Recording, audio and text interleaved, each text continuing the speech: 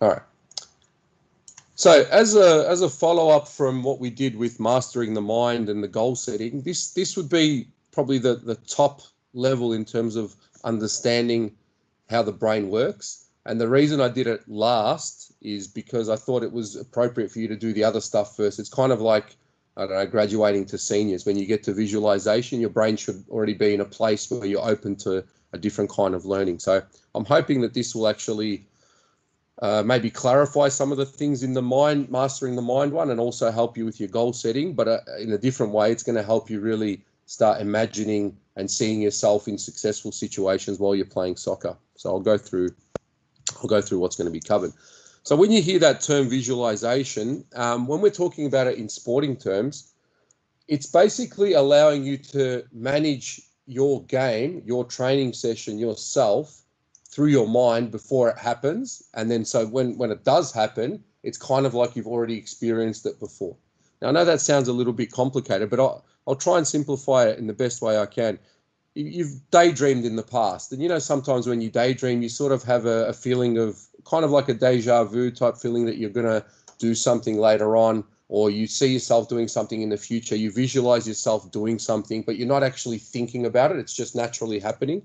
That's really what this stuff is all about. So the difference, I guess, for us as footballers, as soccer players, is you can actually visualize yourself specifically for your sport. And then the more detailed you get into it, the more you can focus on the intricate little details. And the key to visualization, the message you need to get from this is the more real it is, the more you use your imagination, the more effective it is to last long term, to actually work in a game for you.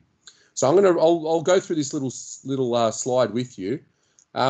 When you're trying to score a goal with your weaker foot, or you're trying to take on a player, beat them on a dribble, or defend somebody that you think is better or stronger than you, if you have a visual plan of how this could go, a lot of the time that plan can come to actual truth or fruition, as we say, which means if you've planned it in your head, it's your mind prepares your body for the action a little bit ahead of time. It's no different to kind of scanning and seeing the field.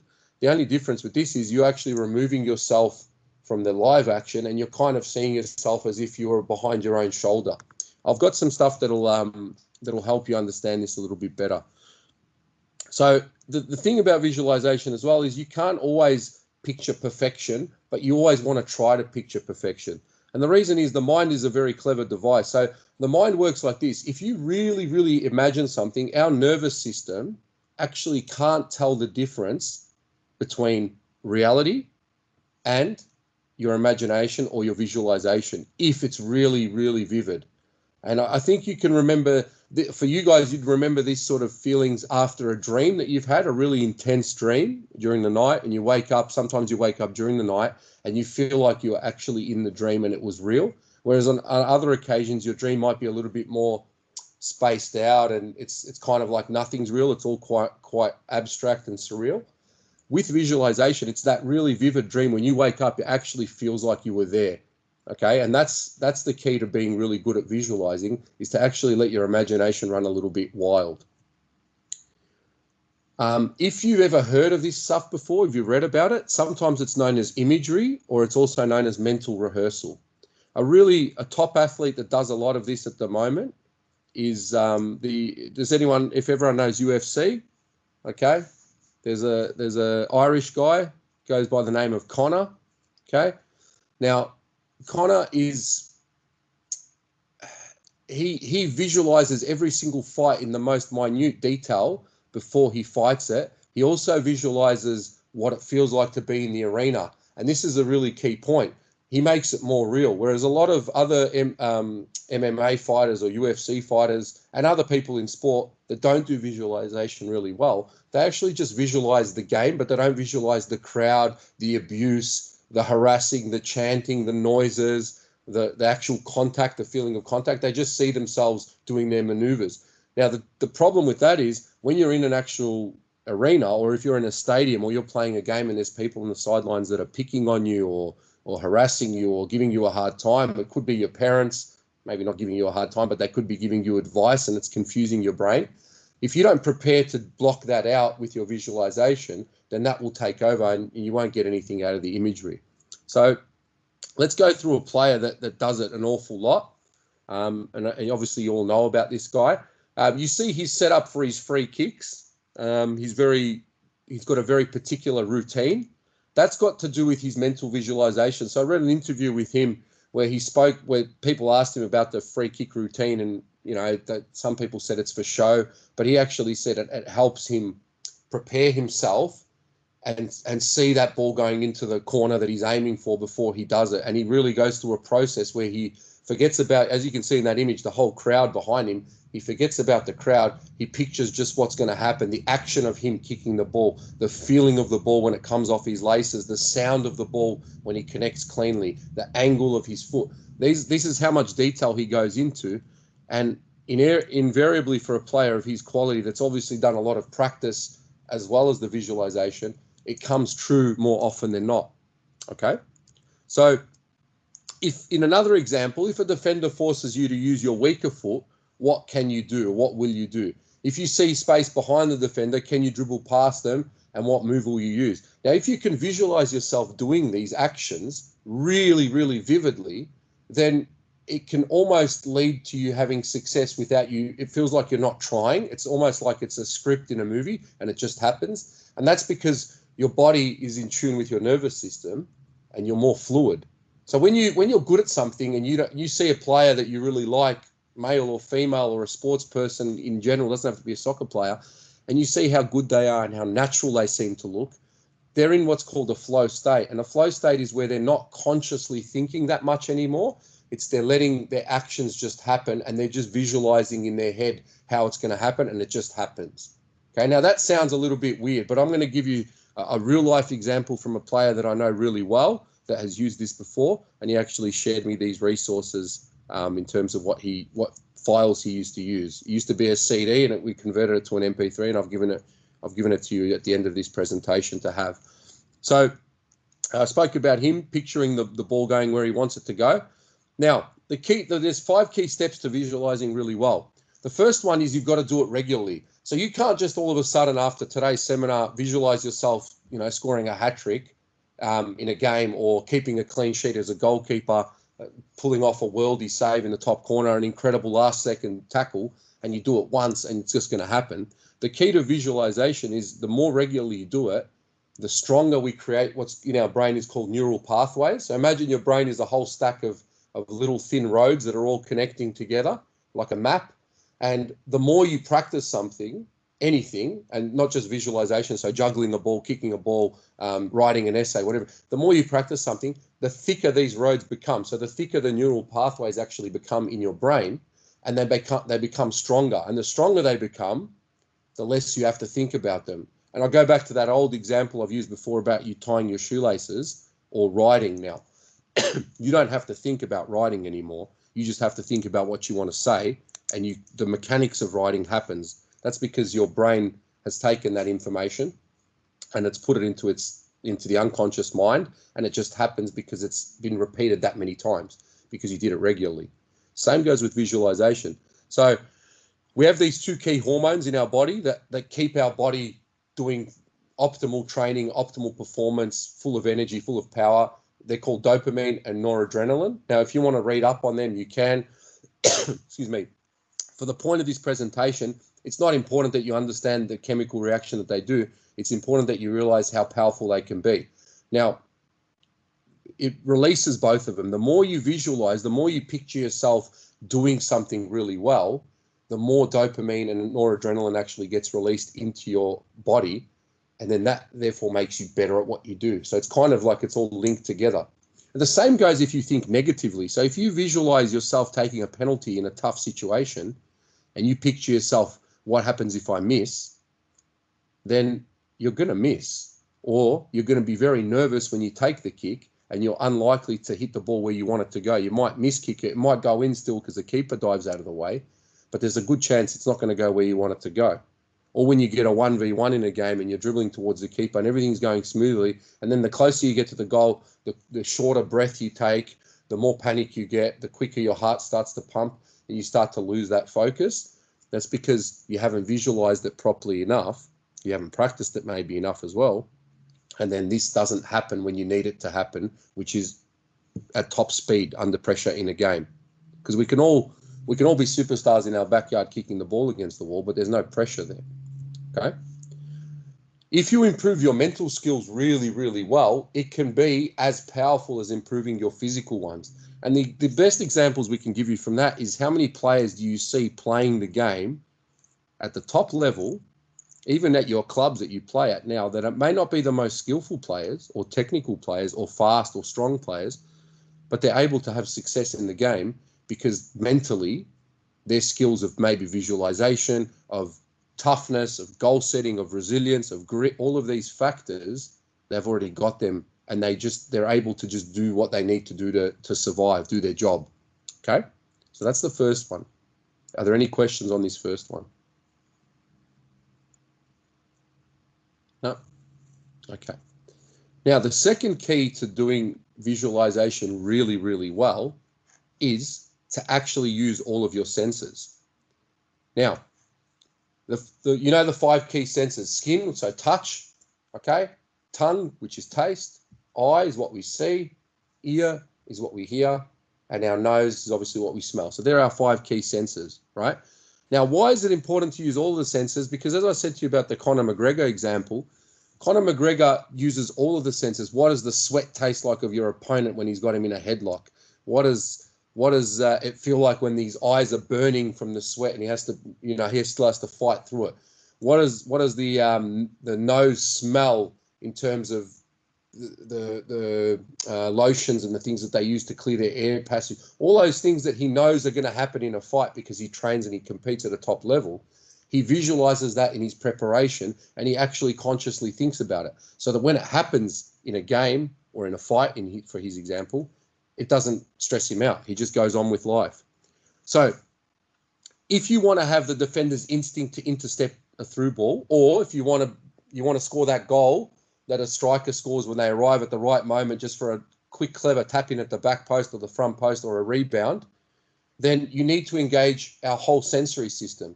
You need to be able to see, obviously, what's going to happen in the future. So if you're a defender, you're seeing the possibility for them to take a heavy touch and then you intercept it at the right moment. Okay. You might need to touch them to feel them in the moment as a defender, or as a striker, you're touching your defender to make sure he thinks he knows where you're going or she knows where you're going. And all of a sudden you take off around to the other side. Okay. In the sense of taste in this situation, you may not taste anything. You should be able to smell things like the grass being cut, the smell of the grass, the smell of your opponent if they have a particular aftershave. These are little funny details. You might be giggling to yourself. But if you know that your opponent smells a certain way, maybe you don't need to look at them. You know where they're going to run already. You can focus on something else. And because you know their movement pattern based on their smell, it's a small detail, but it can be a crucial detail at the highest level. Okay? Again, it has to be, the image in your head has to be so real that you could actually reach out and touch it. So I'm going to give you a little test example now. I want you to close your eyes. I'm going to do a little visualization reading for you now. And I want you to really see this. I wrote this one up myself. It's a very short one. Okay? Close your eyes. Let your shoulders, your back, your legs sink into the ground and completely let go of any tension. Feel all your aches, all of your pain, all of the tension leave your body through your feet and just exit into the ground underneath you. Completely relax. Take a deep breath, the deepest you can. Slowly in through your nose until you feel that slight tug of your diaphragm muscle, and then slowly breathe out again. Push any last pockets of air out in that final breath and take another deep breath again. The slower you breathe, the more air you can fill up into your lungs, and it'll bring down your heart rate.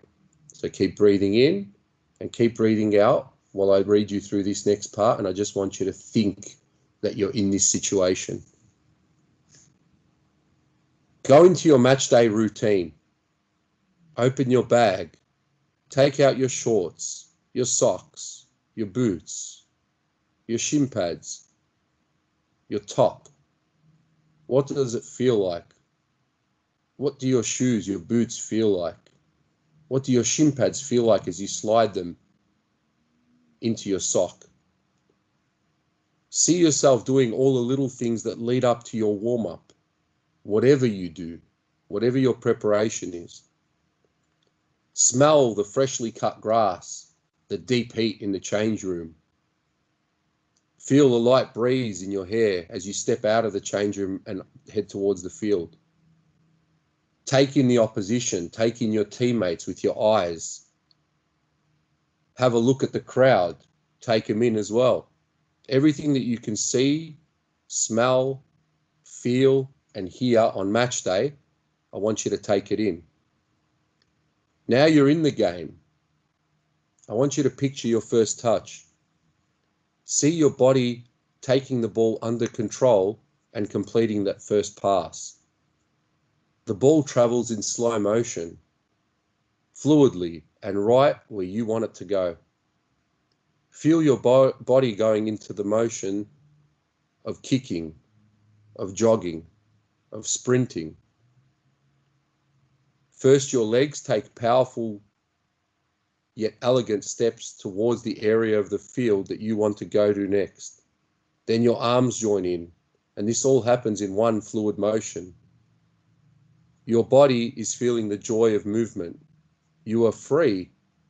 You are relaxed. You are comfortable. This is the best place in the world for you. Okay, you can slowly open your eyes. So if you've never done that before, that probably was a little bit awkward for you and funny, and it was for me when I first started doing it a long, long time ago.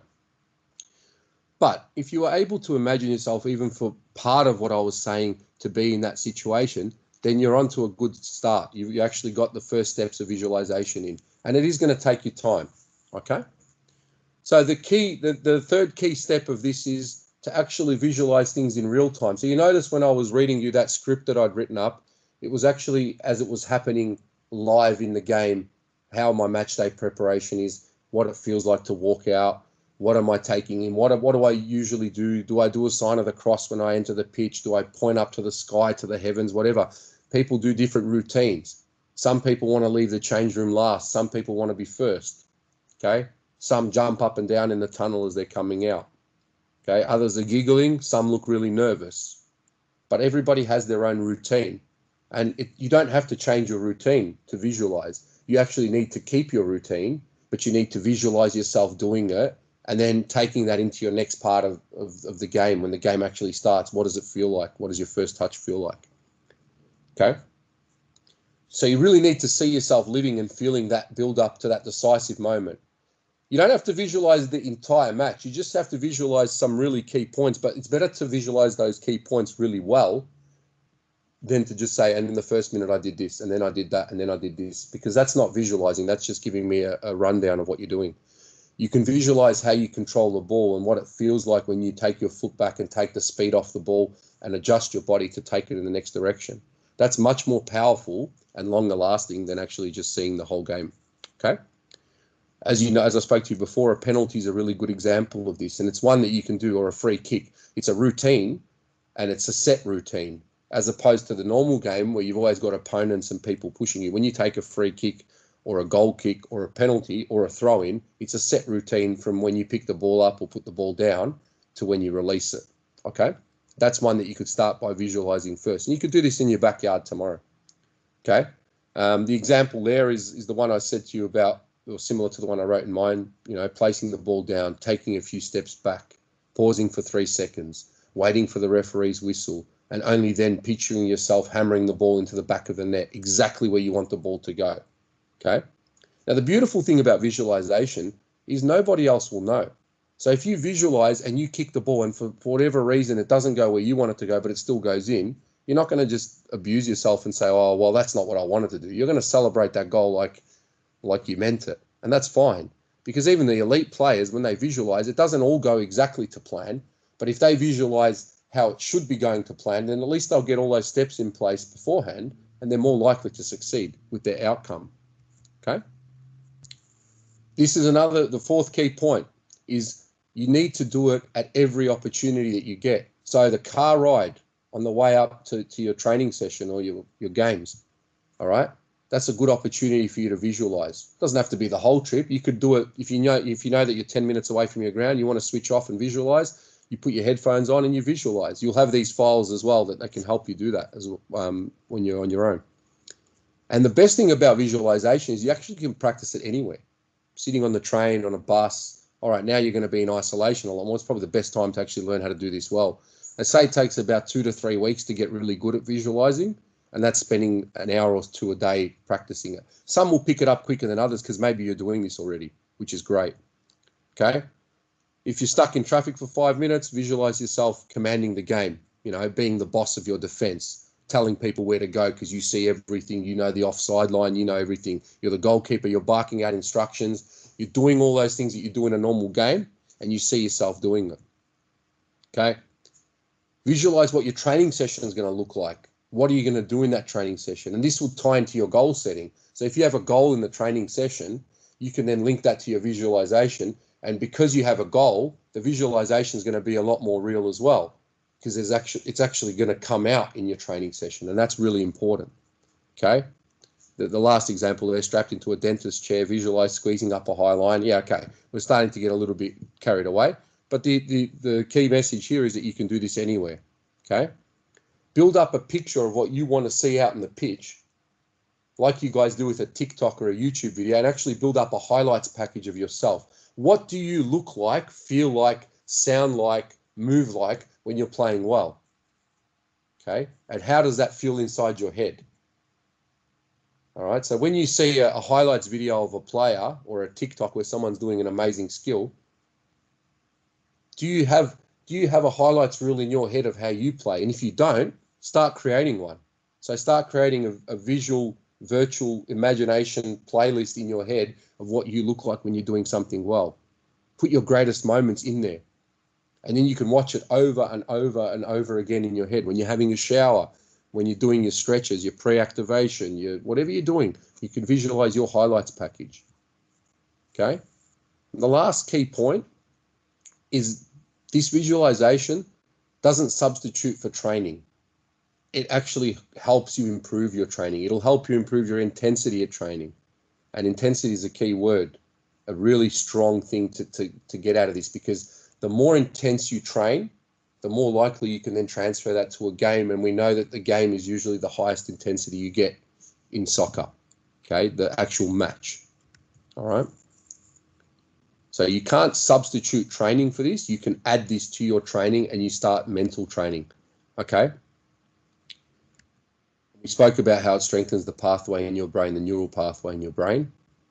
And the thing about neural pathways is technical skills are linked to that as well. So when you start to hit the ball with the right kind of spin and curve on it, that's because you've been practicing it for long enough that you've actually strengthened that neural pathway inside your brain, and that's now a really solid skill that you've got, like tying your shoelaces or writing, okay, or reading without thinking about each word. You just read the whole sentence, chapter, book, and you understand what's going on. That's just become part of your nature because of practice. You didn't just become good at it all of a sudden. Okay? So, and again, the more you do it, the stronger the chain, the thicker the highway. Bigger chains help send your messages quicker. So when you're not good at something, and you'll know this, when you're not good at something like kicking with your left foot, if you're a right footer, you'll notice that it takes you a little bit longer to kick the ball. You swing a little bit slower, you adjust your hips a little bit differently. It's all a little bit sort of uncoordinated, maybe you could say is the word, or a little bit less fluid.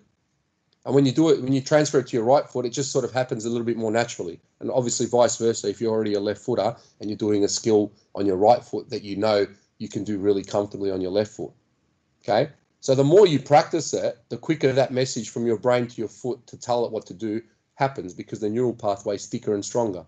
It's like driving on the freeway. So if the freeway says 100, but you're going to take the 40k zone around the schools, well, you're going to get quick. Theoretically, you should get to your destination quicker. And imagine your brain is sending an impulse or a message very quickly like that. The stronger that pathway, the wider the road, the quicker you can travel, the quicker that message gets to you. Okay.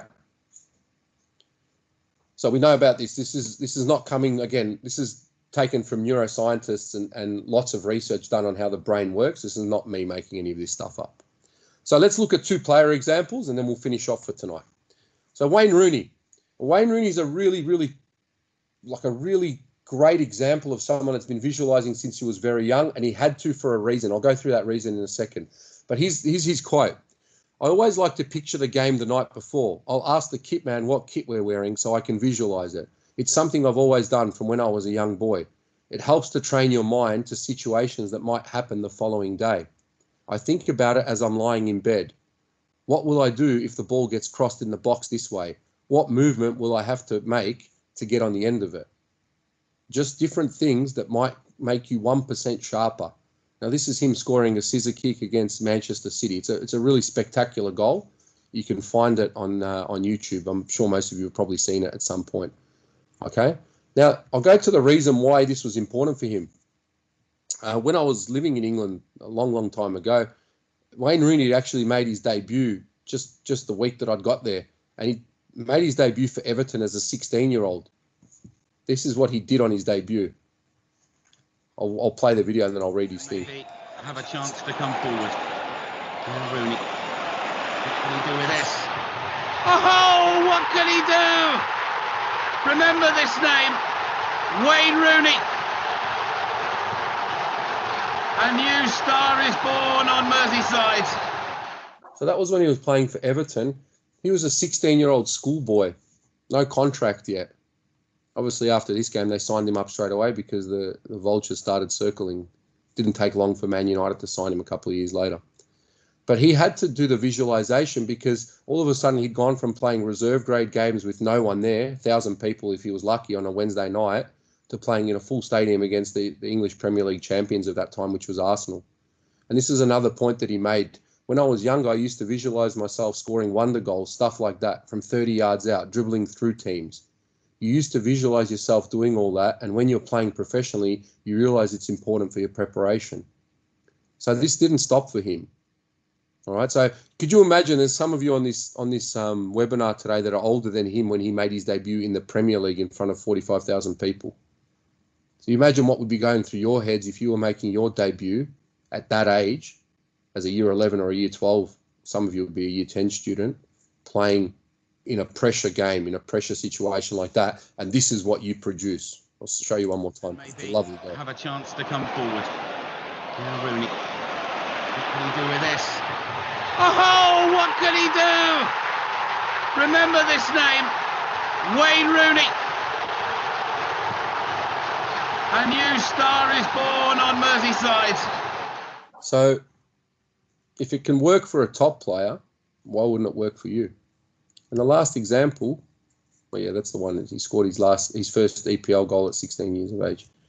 The last example is one that I can actually talk to you about personally because this is my first cousin, right? And when I was living in England, he had this CD called Fantastic Football, and it was just sitting on the bookshelf with a whole heap of other things, right? Now, Mark came from Australia. He grew up in St Albans and Keilor. He went to the AIS at 16, and then from there he came back to the Melbourne Knights and scored his first goal in the National Soccer League here, which would have been the A-League equivalent at the age of 17. But in between this, after doing really well here and getting sold to a club in Croatia, Dinamo Zagreb, and then from there he moved to Celtic, he actually had a slump in confidence. He'd lost a lot of form.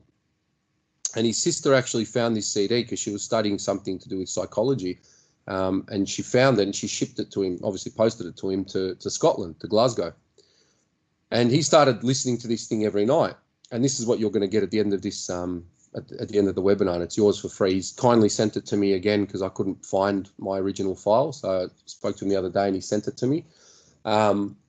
And he used to listen to it every night before he went to bed, and he'd try and listen to it once before training as well. But most of the time it was just before he went to bed because he found that was the time he was the most relaxed. Now, he then went from the press calling him a waste of money and a failed transfer to, in that one season, obviously training hard and doing all the right things, but he mentally changed his game to a strong mentality again. And he went on to become the Scottish Player of the Year, the top scorer, and then he transferred to Leeds in the Premier League. And he continued to use this visualization thing for many years, playing for Leeds, for Middlesbrough and Newcastle in the Premier League before he retired. He's scored the record amount of goals in the Premier League for an Australian. which is 92 goals. Okay, and he also captains Australia at the World Cup. That's a photo that we took of him at the MCG just before Australia played their last friendly match before going to the World Cup in Germany. Okay, and he was the guy that came down and opened our synthetic pitch before you guys were around back in 2010.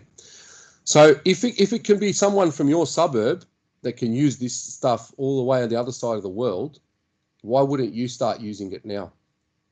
Okay, and you've already got an advantage on some of these players that have never done this before. And sports psychology is now huge at sporting clubs. But when he was going through the professional ranks in the 2000s and the 90s and the 2000s, it was only just coming into the fray, because obviously psychology is one of those things. You know yourselves with mental health. Mental health has become more of an acceptable form of illness for people to deal with. And obviously he was dealing with confidence issues, which in his sport as a striker, if you don't have confidence, it's a massive problem for you. Okay. And this probably changed the course of his career. Alongside the hard work, knuckling down, training hard, doing all of that sort of stuff. And that's something he stressed. He goes, make sure you remind your kids, I didn't just listen to this, but this helped me refocus myself and start to believe in myself again. And that's all I needed, because I already had the skills. I just needed to believe that I could still do what I knew I could do. And that's normal for every person in life. You lose confidence, not just in sport. Okay. So I'll show. No, you don't need. You can watch his video on YouTube. He's got 4 goals against Liverpool on that particular video. So 4 goals in one match. They won 4-3. So not a bad little record to have. Okay. So if you want to read some more about this sort of stuff, and there's some really good YouTube videos as well from TED Talks and psychology. One of those is the one talking about Conor McGregor. I think the second one. Obviously, you can. I'll attach these to the bottom of the thread as well onto Teams.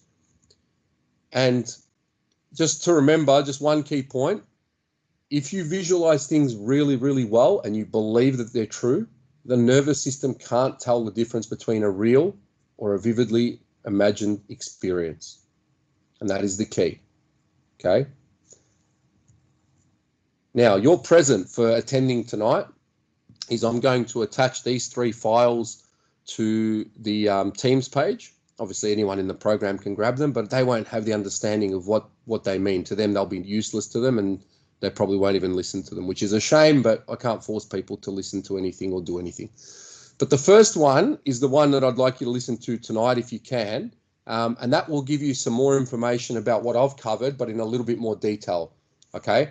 And that's how to visualize, and it gives you some little tips on things that you can do, like triggers. So he uses the index finger and the thumb as a trigger. So when he presses these 2 things together, he has a little program called your ACE state, so awareness, confidence, and energy, and he gets you into your ACE state by doing that. So it's like a trigger for your brain to know, hey, it's time to switch on. No one sees it. You could do something else. It could be you grabbing your ear or touching your nose, or, you know, doing this, whatever works for you, cracking your knuckles, okay? But he has a trigger because he associates the reality of touch with the brain, helps you actually make it more real to you, okay? So that's just something. If you listen to this, it's so fantastic. I'm using the word fantastic. It's so brilliantly explained that you probably won't need to ask me any questions. I think he does a tremendous job on that first one.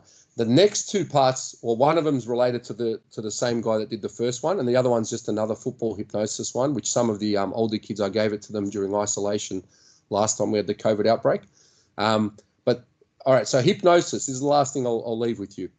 Hypnosis is not me getting a clock or a pendulum and swinging it in front of you like this, and you are getting very sleepy. You are getting sleepy. You're a chicken. When you wake up and I clap, you're going to be a chicken. No, that's hypnosis in Hollywood and on comedy skits. What real hypnosis is actually getting your mind to clear itself and to start putting positive thoughts into your head. So people sometimes use this to help them quit smoking or quit drinking, or to make themselves better writers. You can actually get tapes where you listen to it and it helps you become a better writer. This is specific to football, to soccer, to our sport, by British psychologists. And you just have to put it on. So all you literally do with this is, if you've got a good sound set up in your room, it doesn't have to be on very loud.